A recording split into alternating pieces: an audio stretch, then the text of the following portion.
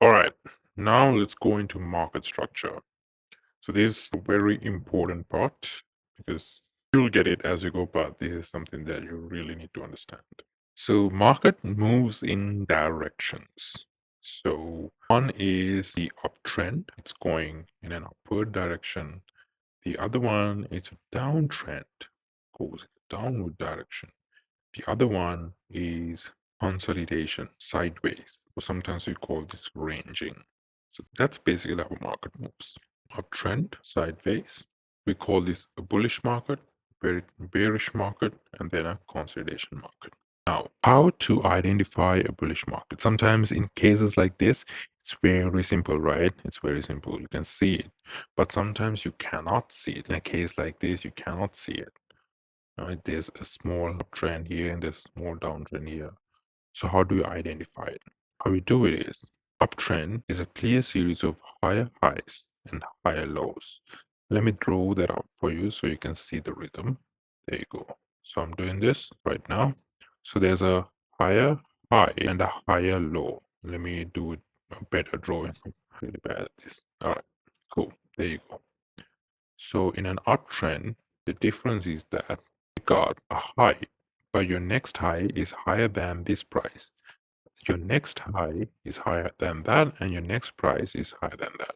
So you got a higher high, and then you got the low, and then your next low is higher than this low, and your next low is higher than the previous one. So now you got higher. This is an uptrend, and in these trends, we only want to be looking for buying opportunities. Remember this quote: "The trend is your friend." Say it 100 times and sleep with it, because many people try to go against the trend. But if you can trade with the trend, you're going to be profitable most of the time. So try to trade with the trend. You might not understand this yet, but listen to this. The market moves in a trend, and it's very rarely the market breaks a big trend. Now, most of traders, they try to find the top or they try to find the bottom of a downtrend. But the thing is, there's only one top and there's only one bottom. But there's always these little points that you can enter and ride the trend. So many traders out there, they try to find this one top, or if it's a downtrend, they try to find this one bottom where it changes. But most of the time, it never changes. It acts like a small time, it goes to 50% and it goes back up. That's the problem, and they lose money. So always trade with the trend. If it's a downtrend, if it's a downtrend, you have a series of lower lows and lower highs. So you got a low, and the next low is lower, and then the next low is lower. And the high, you got lower high, the next low is a lower high, and the lower highs, right? And then try to be entering in these lower highs, right? Instead of trying to figure out this point. Now, let's say this is a 1-day chart. These lower highs could be the end of a trend, but if this is in our main course, we'll talk about this. You can make predictions for the turns. You can go into a 1 hour chart and make the predictions on which price and what time exactly this turn will be happening. You can have multiple predictions, and you can enter on the day chart and ride the trend, because sometimes you are in a downtrend. If you're trading swing like I am right now, at the moment I'm riding an uptrend in real life. But if you are riding a downtrend, let's say, there's always an uptrend inside it. In the 1 hour chart, there's an uptrend going like this and then going down again. You're gonna do your analysis and try to figure out this, and you're gonna find more confirmation in the 1 day and make your entry somewhere in the 1 day with a proper stop loss and keep riding the market, and then keep using the doubling technique to find points. And there's so many other ways to find take profit points and stop loss points, which we'll speak about later on. And again, talking about take profits and stop loss, I think if you're just getting started, you don't know what that is. So let's say you are entering a trade and you want to know, let's say you are entering a trade in Friday, putting a short position here. Stop loss is like a safety net. If your price goes above this point, you don't want to risk any more money. I'm out. So my advice is always don't let your money go. Take a hit and get back into the trade with the trend. So don't have huge stop losses, because that's where we're gonna look into the psychology later. If you keep a stop loss in here, don't keep lifting it up and up to save the money, because when people lose money, they're hopeful, and when people make money, they're hopeless. So when you, let's say you keep your TP in here, but you want to get out in here because you see $5, but you lose $5, suddenly you want to lose $50. I don't know how that psychology works, but psychology is number one in this game. So we'll talk about that later on. So stop loss is where you want to have your safety net. Take profit is when you want to take profit. And this ratio is how much ratio you're going in. So if you're going 1 to 2, that means if you're risking $100, you're going to make $200. That's the ratio. So always try to have more than 1.5. That's a good trade. If you can have 1 to 3, 1 to 4, that's going to be amazing. So everything depends on your psychology, it depends on your strategy. And then you can also have something called a moving take profit. You can move your take profit as you go. So you can move your stop loss to make it a take profit. So let's say, for example, you put this trade, and then you're gonna have my doubling technique, which I talked about, and then I'm gonna keep it right in here, and then you're gonna move. Let's just take this as your stop loss for now. You're going to move this as the market goes. So as the market goes, you're going to move this here. And then right now you have made profit in here. So you're going to move this here. And right now you're going to move it here, or you're going to move it to half point. And then you're just going to keep moving it until it hits. Right now you're going to move it to this level. There's no line in here, but I know that there is, because there is a line in there, which I will be explaining in my school course. Anyway, I'll be moving into here, and then once this line is passed, it might come back to retest. After it retests, you might move it to the half level, or it might hit you somewhere here, right? So you actually, instead of taking profit until here, you took profit somewhere around here. So if you aim for the 100% line, sometimes I do that. I do them most of the time. You could too. So let's say you go back, you could actually aim for the 100%, because this is a point 50, 100%, aim for the 100%. Put it a little bit up, because there's something called spreads in your brokers, which we have to speak about later on. And it hits your 100% enough for the spread, and then boom, you got your trade. So that's how this is a take profit, and this is the stop loss, and this is 3.74. So if you risk $100, you make close to $374. So that's a 3.74% trade. So now we have trend, downtrend, and a ranging market. The next thing we're gonna look into is drawing support and resistance trend lines. So this is now drawing support, resistance, and trend lines. So let's map out the battlefield.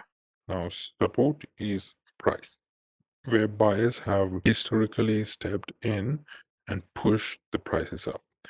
So we draw horizontal lines to mark these areas. So you get this horizontal line, and the support is, always think of support. When a ball bounces, support is the ground, right? Support is when the market bounces. This is the support area. Market bounces. So once in one support area, market bounces again and again. Some people draw supports to the candle, but like I said, with the bars, always consider everything as a price. It's a price, as you can see, it came in here, and in here it broke the support. We call this breaking support. Don't take if you are looking into the candlestick gurus, they're going to tell you to keep your support here, which is wrong, because your support is here. So always try to have an idea to keep your support with the price. Always read the market in terms of the price, 3,304, right? So the support is this, and a resistance is actually the top, is the wall, is the ceiling where the price is hitting. So there's a resistance up in here. So if you press control, you can draw multiple. There's a resistance up in here. So these are all resistance. The resistance is a price ceiling where sellers have historically taken control. And then trend lines are simply diagonal lines of support. Is in an uptrend, or resistance in a downtrend. In every trend, you got trend lines. Now, this is to help us visualize the market. That's how people use trend lines. But in my theory, when we go to the big course, you'll learn that a trend line is actually a timeline. It's the price and time. So because this is the price and this is the time. So you go diagonally. is the price and timeline. So we call it timeline because we are using these lines incorporated with angles to figure out future time points, future turn points. We'll go to that later, but for now, you're going to draw 10 trend lines. And trend lines, you're going to draw it simple, like I just said. You're going to draw it into the price. So how to draw a trend line? Let me get a proper market position to draw a trend line. Trend lines are drawn with these price points. You see these bendings. So you're going to get the trend lines and you're going to keep it at least to 3 bends so you can get a proper trend line, at least 3 bends. So 1, 2, 3. So this is a trend line. There's a nice one here. Let me get this. So you can put this like this. These are all very steep trend lines. Let me get a proper one. Let me remove all the drawings and get a proper trend line, a big one maybe, so that you can understand up in here. This one is good. So I'm going to draw a trend line here. There are different ways. So this is a trend line. Amazing. As you can see, 1, 2, at least 3. There's another technique to draw it. You can draw it as a cheese wedge. So I'll just draw the parallel flat trend line first and then show you the other types. This is one type of trend line. And then you can draw the other side of it. 1, 2 is the bigger picture of the trend line. So this is one trend line that you can draw. There's another way to draw it, a little bit closer. You can have it a little bit like this. And this one, instead of going this long, you can have it like this. Not wrong. So this one is another trend line. So the market is in a downtrend right now. And then as you can see in here, it hits into something called the reversal point. So when the reversal point hits, so this is support, and then this support level is up, and then this situation we call it the trend line being broken. So we go in a trend and the market goes down, hits the top ceiling, down, hits the top and breaks the top, and we call this the retest. So whenever there's a market, so we get this inversion, we got the trend line, and when the market breaks, we don't enter there. So this is actually a technique that many people enter. It's called the trend line breaking technique. We wait until the market comes back up and retests. So we comes back up and fights another support resistance level and then goes back up, and when it passes the top ceiling resistance, we enter. So one thing you need to remember is that your support becomes a resistance, your resistance becomes a support. So as you can see in here, so I'm gonna get rid of this. I'm gonna keep this out, take a different situation, find a quick one. So for example, this is a resistance. This up here is a resistance. Draw the horizontal line. This up here is a resistance from here. For here, it's a support for this guy. So support and goes boom and it goes and tries to break the support here, but we call this a fake out. It couldn't, it keeps going up. It breaks the support with power, as you can see, it's a full candle, and goes in here. And now this support becomes a resistance to this market. Breaks off the support, and then again this market becomes a resistance. It becomes a ceiling. And as you can see, the market hit the ceiling and went down. Support again and then again and broke the resistance, came back, and this resistance became the support, bounced back, retested, and went up. So if it's a trend line situation, which I just said before, this is actually a strategy. You could actually back test this and then start trading with this. It's a very simple strategy and a very effective strategy as well.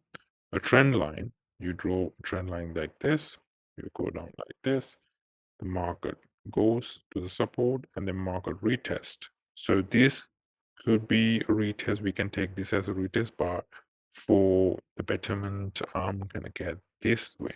So if I'm putting the trade, I'm going to make this the trend line, and this is the break of the trend line. We're going to take this green candle as the break of the trend line. I'm going to retest it, replay. Right now, we're going to wait until the breaks, the candle broke out, but we're not going to enter here because we never know, because there's many chances that it's a fake out. So we don't enter yet, but we can put a order, limit orders or a stop order, something like that, up here for the trade. Or when the trade market starts going up, you can enter somewhere here, and you can put, according to the strategy, you have to put your stop loss somewhere here or here. There are many ways to put stop losses, so it's up to you. But for this video sake, just keep it under. So this resistance became a support, so I'm going to keep it under the support, and you can just aim for line to 2, and then that's a trade. So you got that. So that's one way to do it, and we call it the trend line method. And like I said, what you need to remember is support resistance becomes support. And then the other thing I want you to keep in mind, and what many courses don't teach, is the price is always coming back to the price of the support and resistance. So let me explain with an example. So if you get this as an example, the previous lows become the future highs. That's what I need you to remember. The past lows becomes the future highs. So as you can see, this was a low, but in here it's a high. As you can see, this was a low, right?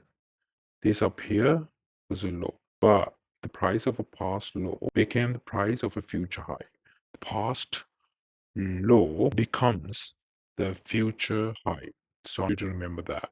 So always remember this helps a lot when you're keeping take profits. So let's say entering the market in here, let's say when I'm taking take profits. Now I might have a question, so I'm going to replay this. I might have a question. So let's say I have a reversal technique and I'm entering somewhere here. I have a question, where am I going to keep my take profit? Many people keep the take profits in here. Now, this is not wrong all the time, but we need to remember the past lows becomes the future highs. Not in this case because I just saw it, but so it's either this low. So always try to aim to keep it to a low. So I'm going to keep it to this low up here because it's the last low before it. And then let's see. And that's how it works. So as you can see, if you can see in here, it just passed this, you see. So these are the past lows, which becomes the future highs. Now there was enough power to keep going, so the market kept going. So there was a past high became a low. So it just happens most of the time. So I want you to keep that in your mind because many people forget that and they keep going. So when the market returns back, they keep going to the lower point. And sometimes it works, but sometimes it follows the rule. So this is actually a good place in here. So then this is the low. So if you are entering a trade in here, example, for some reason you entered a trade in here and you're going to keep your stop loss here. So the market might bounce back into this past high. So you're going to keep it below that. But let's say you want to choose it, but you're choosing this point like most people do because there was a ceiling. But most of the time, the market goes into the past lows, becomes a future high. So it's at this. So that happened here. That happens most of the time. So in a downtrend, the past lows becomes the future highs. So you need to keep that in your mind as you go. And that's a good step. So now we know reversals. So support becomes resistance, resistance becomes support. And I think we've covered a lot so far. The next steps are we're gonna cover a few details about something called the indicators, and then we're gonna go into the risk management. I'll see you then. Bye.